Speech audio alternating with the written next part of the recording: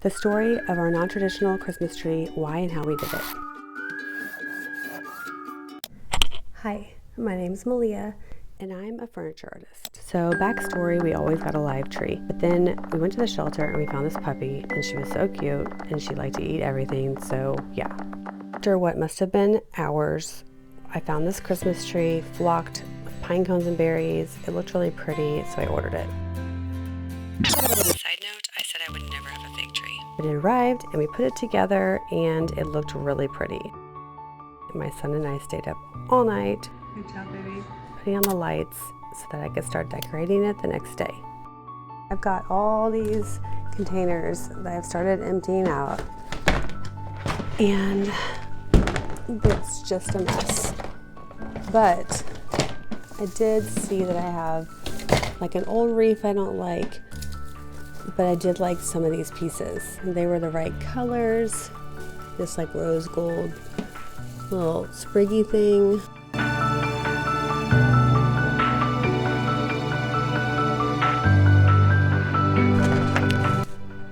I've just got like random things, and a lot of them are the classic burgundies and hunter greens, which, no offense if you like that, I don't want.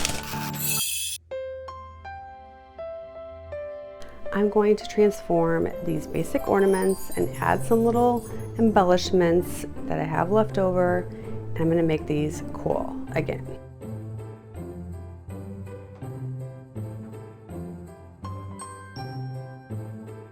Lonnie's Lagoon will totally change this Santa.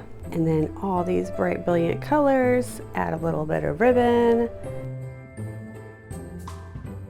Added ribbon, put some little greenery on that, added ribbon, painted some terra clay on that, added a floral, and then look at this tree topper, totally bohemian now. Added a feather, some velvet rope, painted that guy, eucalyptus, and then some more florals. Look how cool, love that lamb's ear. And then of course a red bottom on the slipper. So I bought a few extra things to kind of give it more of a bohemian vibe. Ribbons. These are the fall ribbons. So Hobby Lobby has them like 80% off or something crazy. So check out the fall aisles. These little birds, also in the fall section. Michael's had, you know, the bunches, like a bunch of poinsettias, you know, like a bush of poinsettias. And they're the frosted tips. I just popped off the tops, popped off some of the leaves. The magnolia bushes, the frosted, same thing, pop off the tops. And a singular sprig that actually had, I think, about 5 of these. And I believe they're called honeysuckle. Cut them off and then just kind of bent them. So they're more of like a droopy look.